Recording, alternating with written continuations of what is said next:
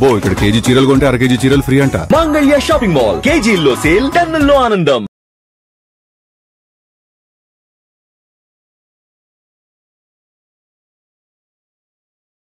Ma'am ఈరోజు పొద్దున్న మీకన్నా 10 నిమిషాలు ముందు రావాలి, వచ్చి రెడీ అవ్వాలని చాలా గట్టి ప్రయత్నం చేశాను.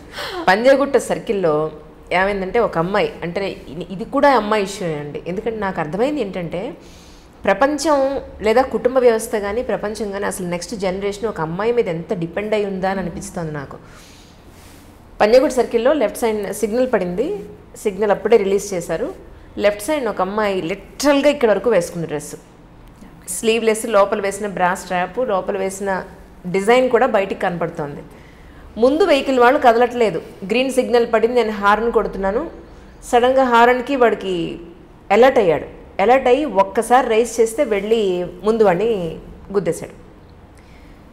ఆ ముందు వాడు వెళ్ళి ముందాడు పడ్డాడు. ఇందుకు చెప్పొచ్చు ఆ అమ్మాయి సర్కిల్లో అంత పొట్టి డ్రెస్ వేసుకుని కింద ఫోన్ పడిపోతే వంగి తీసుకుందండి అమ్మాయి, అంతే జరిగింది. చాలా డేంజర్ అమ్మా మీరు చెప్పేది. ఇలా అసలు అమ్మాయి డ్రెస్ అనేది, అమ్మాయి డ్రెస్ చూసి ఎంత చక్కగా ఉందో, మహాలక్ష్మిలాగా చక్కగా ఉంది, లేదా పెద్దవాళ్ళు ఏదో నమస్తే అని పెట్టాలనే దాంట్లో ఉండాలి తప్ప బాడీ అంతా బయట వేసుకుని లోపల వేసుకునే వాటితో కూడా బయటికి కనిపించాల్సినంత అవసరం ఏంటి అసలు? మరి రోడ్డు మీద తిరిగేటప్పుడు అలా ఉంటే ఆ అమ్మాయిని ఎవరన్నా రెస్పెక్ట్గా చూస్తారా, గౌరవంగా చూస్తారా, లేదా ఒక డాల్లా చూస్తారా? మీరే చెప్పండి. అవును, ఎవరి కార్లో వాళ్ళు వెళ్ళి ఎవరు అలా వెళ్తే సరే, ఆ అమ్మాయి క్యాబ్ కోసమో ఆటో కోసమో వెయిట్ చేస్తుంది. అంత పొట్టిది వేసుకుని కింద ఖర్చీఫో ఫోనో పడిపోతే వంగుని తీసుకోలేని పరిస్థితుల్లో అలాంటి డ్రెస్ వేసుకుని ఉపయోగం ఏంటి అంటున్నా. దాని గురించి మనం మాట్లాడితే again rights will come, human rights will come. నాకు ఉంటుంది, విమెన్ ఎంపవర్మెంట్ దానికి దీనికి రిలేషన్ కూడా పెట్టేస్తున్నారు. విమెన్ ఎంపవర్మెంట్ అంటే మహిళా సాధికారత, అంటే మహిళ తన ఇష్టం వచ్చిన బట్టలు వేసుకోవచ్చు, ఇష్టం వచ్చినట్టు బిహేవ్ చేయొచ్చు, ఇష్టం వచ్చినట్టు ప్రవర్తించవచ్చు అనే ట్రెండ్ వచ్చేసింది. ఇప్పుడు నాకు ఉంటుంది, మీకు ఉంటుంది, అన్ని రకాల డ్రెస్లు వేసుకోవాలి, స్లీవ్లెస్ వేసుకోవాలి ఉంటుంది, చిన్న చిన్న ఫ్రాక్స్ వేసుకోవాలని ఉంటుంది. మీరు ఇందాక మీరే చెప్పేశారు, నేను ఎప్పుడు చెప్పేది డ్రెస్ ఏం వేసుకున్నాం అనేది కాదు, చూసి అమ్మ అని ఇలా అనే పరిస్థితికి ఆ పరిస్థితిలోనే ఉండాలి అనేది. అది కాకుండా మనం ఏమైనా రెస్ట్రిక్షన్స్ పెట్టినా వినే స్టేజ్లో లేరు. అందుకనే నేను ఒకటే చెప్తున్నాను, నేరాన్ని మనమే ఆహ్వానించొద్దు అని చెప్పేది. పెద్దవాళ్ళు ఉంటారు కొంతమంది బాగా తెలివిగలవాళ్ళు, మార్నింగ్ అన్నీ చెప్తూ ఉంటారు, చాగంటి కోటేశ్వరరావు గారు, ఇంకొక ప్రవచనకర్తలు. So how nicely they speak. కానీ అవి ఎంతమంది వింటారు, ఎంతమంది దాన్ని కరెక్ట్ అని అనుకుంటారు? ఇప్పుడు మీరు చెప్పినటువంటి ఆ అమ్మాయికి అవన్నీ ప్రవచనాలు మనం చూపించామనుకోండి, ఎక్కడున్నారు మీరు అంటున్నారు, మిమ్మల్ని నన్ను పోమ్మ నానమ్మ అమ్మమ్మ అనుకొని బామ్మగారు మీరు వెళ్ళండి, ఇంకా మీరు చెప్పేది చాలా ఎక్కువైంది అనే స్టేజ్ ఉంది. So this is a serious issue, but it has to be put in a very proper manner. వాళ్ళకి అండర్స్టాండ్ అయ్యేటటువంటి ప్రాపర్ మేనర్లో పెట్టాలి. అప్పుడు వాళ్ళకి తెలీదు, తర్వాత తెలుస్తుంది ఆ బాధ ఏంటో. ఆ టైంలో అలా ఉండడం వల్ల రేపొద్దున తను ఏమో కోల్పోయిందో అనేది పర్సనల్గా ఫీల్ అయితే తప్ప తెలుసుకునేటటువంటి పరిస్థితి లేదు. మనం ఏం చేయాలి అంటే only one thing, I always tell the same thing, don't invite crime. Crime జరగడానికి నీ వంతు నువ్వు సహాయం చేయొద్దు. ఇప్పుడు మీరు చెప్పేది కూడా అదే, what ever example you told, it is nothing but inviting crime. పక్కన వాళ్ళందరూ టీజ్ చేస్తారు, స్మైల్ చేస్తారు.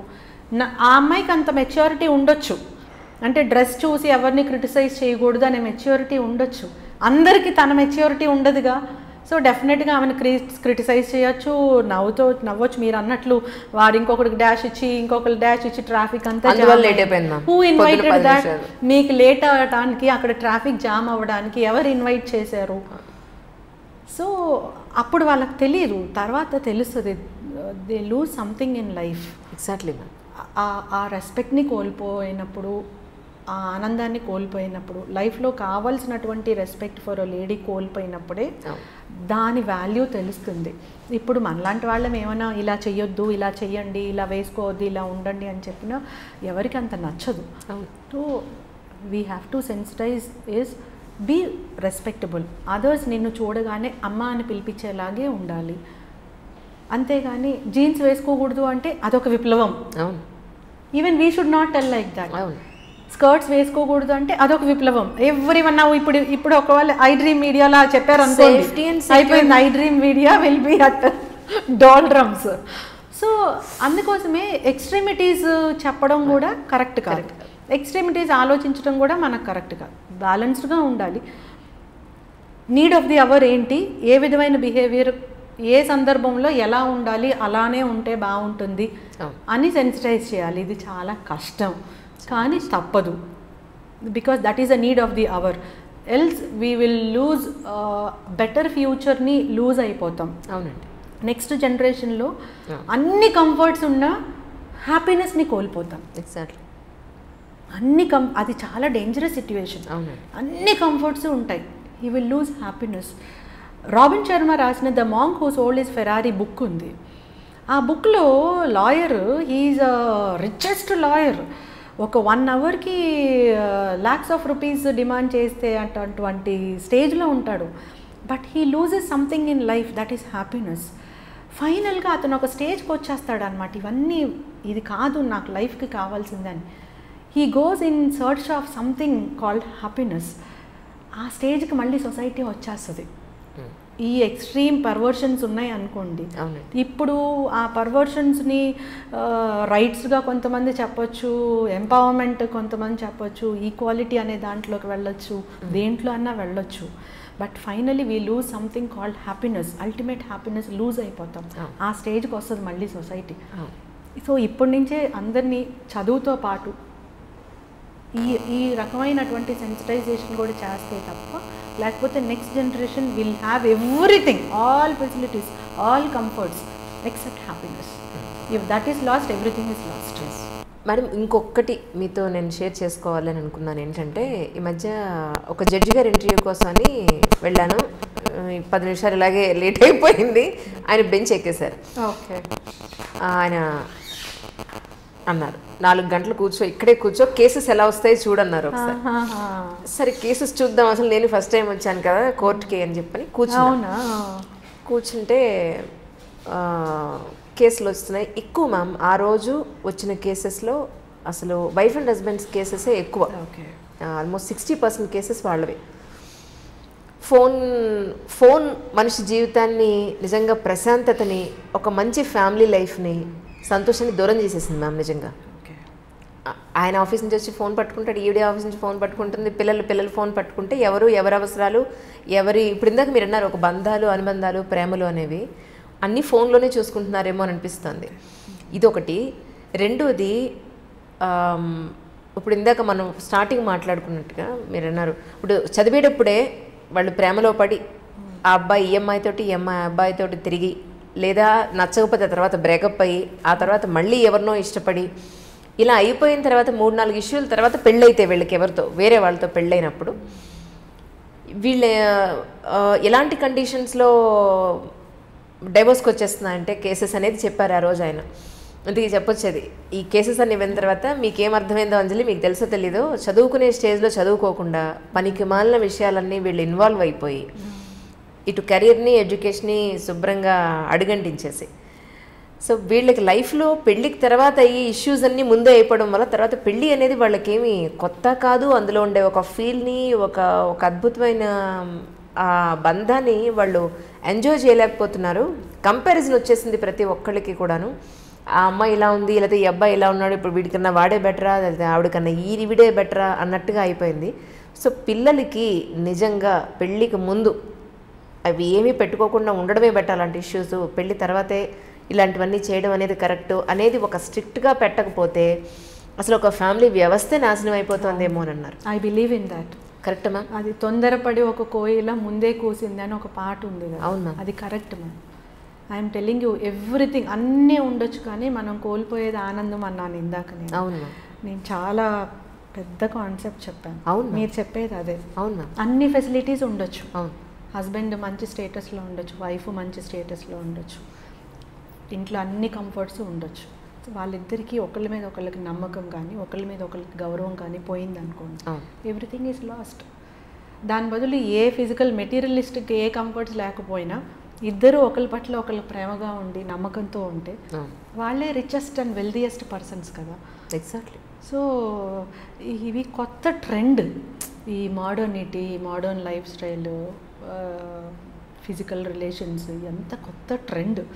ఆ ట్రెండ్ గురించి మాట్లాడితే రైట్స్ ఇష్యూస్ వస్తున్నాయి, మోడర్నిటీని మీరు వ్యతిరేకిస్తున్నారు అనే ఇష్యూస్ వస్తాయి. కానీ అది కరెక్ట్ కాదు, అది ఆ ట్రెండ్ కరెక్ట్ కాదు. So everything should be balanced. కలిసి చదువుకోకూడదు, కలిసి మాట్లాడుకోకూడదు అనేది తప్పు. కానీ ఆ మాటలు ఈ రిలేషన్స్కి దారి తీయకూడదు అనేది కరెక్ట్. సో ఆ బ్యాలెన్స్డ్ సెన్సిటైజేషన్, అట్లాంటి అవగాహన మనం కల్పించాలి పిల్లల్లో. అది అవసరం కూడా. లేకపోతే ఒకటే, తర్వాత అన్నీ ఉంటాయి లైఫ్లో, ఆనందం పోతుంది. మనం పొద్దున్నే అద్దంలో మన మొహం చూసుకున్నప్పుడు మనకు కావాల్సింది ఏంటంటే మన మీద మనకు ఒక టైప్ రెస్పెక్ట్, ఒక నమ్మకం. ప్రపంచంలో అందరికన్నా మనల్ని ప్రేమించాల్సింది ఫస్ట్ మనని. We have to love our self first, we have to respect our self first. So లైఫ్ను కూడా మిగతా వాటిల్లాగా, హ్యూమన్ రిలేషన్స్ని కూడా మిగతా వాటిల్లాగా, అంటే నేను బయటికి వెళ్ళి టిఫిన్ చేస్తాను ఇంట్లో బాగోకపోతే అనేదాన్ని మిగతా వాటికి కూడా ఈ ధోరణికి అప్లికబుల్ చేసేస్తే నష్టం ఎవరికి? మనకే అయిపోతుంది. నష్టం మనకే. ఐడియా ఇప్పుడు మోడర్న్గా ఉండొచ్చు, ఇప్పుడు ట్రెండ్ అది ఇది అంతా బాగానే ఉంటుంది. But in course of time what we lose అనేది ముందే మనం తెలుసుకుంటే ultimately we lose one thing, our own self respect, our own happiness. అదొక్కటి చెప్పాలి. కోరి మనం ఎటువంటి కష్టాలు తెచ్చుకుంటాము? రోగాల్ని తెచ్చుకుంటాం. ఫిజికల్గా చూస్తే, మానసికంగా చూస్తే డిప్రెషన్ తెచ్చుకుంటాము. ఒక కాంప్లెక్స్, ఇన్ఫీరియారిటీ కాంప్లెక్స్ అనేది జనరేట్ అవుతుంది. నేనెవరికి పనికిరాను, నేనెవరికి ఉపయోగము, అసలు నేనేంటి అనేటటువంటి కాంప్లెక్స్ వచ్చేస్తుంది. అది ఒక తీవ్రమైన డిప్రెషన్కు తీసుకొస్తుంది అన్నమాట. ఇవి నేను నా కేస్ స్టడీస్ ఆధారంగా నేను మాట్లాడుతుంది. ఇది బుక్స్ చదివితే వచ్చిన జ్ఞానం కూడా కాదు, ఓన్లీ ప్రాక్టికల్గా చెప్తున్నాను. Finally ladies should not end in to that stage of depression. ఆ ఆత్మన్యూన్యత భావం, ఇంకా నా లైఫ్లో ఏముంది, ఒక పెద్ద జీరో అనే పరిస్థితి రాకూడదు. ఆ పరిస్థితికి వచ్చేటప్పుడు ముందు మనం ఏవో హక్కులు అన్నాము, స్వేచ్ఛ అన్నాము, స్వతంత్రం అన్నాము, ఈక్వాలిటీ అన్నాము. ఆ పదాల ముసుగులో తప్పులు జరిగిపోతున్నాయి. ఎగ్జాక్ట్లీ. ఆ పదాలకు అర్థం యాక్చువల్లీ ఇవి కాదు. ఆ పదాల మధ్యలో తప్పు జరగకూడదు. విమెన్ ఎంపవర్మెంట్, మహిళా సాధికారత అంటే మహిళ ఏ టైప్ ఆఫ్ రెస్పెక్టబుల్ పొజిషన్కి రీచ్ అవ్వాలి అంటే తన ఇంట్లో కానీ తన కెరియర్లో కానీ తను క్రియాశీలక అంశాలలో నిర్ణయాత్మకమైనటువంటి శక్తిని సంపాదించుకునే గల ఆ పరిస్థితికి రీచ్ అవ్వడమే సాధికారత అంటే. She should take her own independent decisions. దానికి తగ్గట్టు ఉండాలి తను. అంటే దానికి కావాల్సింది ఏంటి? ముందు హెల్త్, తర్వాత ఎడ్యుకేషన్, అంత నాలెడ్జ్, అంత జ్ఞానం ఉండాలి. తనను తను రెస్పెక్ట్ ఇచ్చుకునేటటువంటి పరిస్థితి ఉండాలి. మగవాడు ఇంతకుముందు మగవాడు చేసి మనం చేయలేనటువంటి అన్ని రంగాల్లో కూడా మహిళల వల్లే, ఆ వివక్ష వల్లే మనం వెళ్ళలేకపోయాము. ఇప్పుడు ఆ పరిస్థితి కాదు, అందరూ అన్నిట్లో వెళ్ళొచ్చు. ఆ పరిస్థితిని ఎంపవర్మెంట్ అంటారు. దానికన్నా పైన ఇంకా ఏంటి? When we can take our own independent decisions, కన్స్ట్రక్టివ్గా ఇండిపెండెంట్ డెసిషన్స్ తీసుకోగలిగే స్టేజ్కి వచ్చినప్పుడే సాధికారత అంటాం.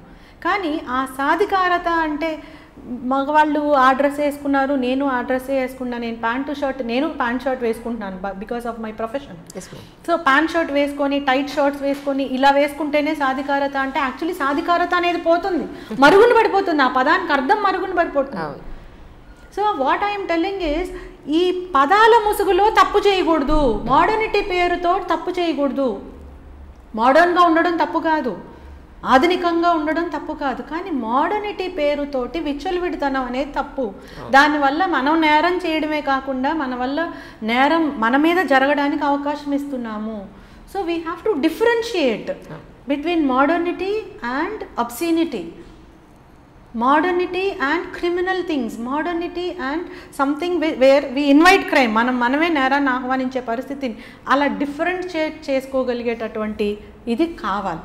అది కావాలి అంటే మీడియా అదే చూపించాలి, న్యూస్ అదే చెప్పాలి, సీరియల్స్ కానీ ఏవన్నా అట్లాంటి వాతావరణం ఉండేటటువంటివి పిల్లలకు చూపించాలి. కానీ అలాంటిది ఏం కనిపించట్లేదు, నాకైతే కనిపించట్లేదు. నేను వెతుక్కుంటున్నాను, అలా మంచి ఉన్నవి వెతుక్కుంటున్నాను. ఎంతమందికి అంత టైం ఉంటుంది, ఎంతమందికి అంత నాలెడ్జ్ ఉంటుంది, ఎంతమందికి అంత అవగాహన ఉంటుంది?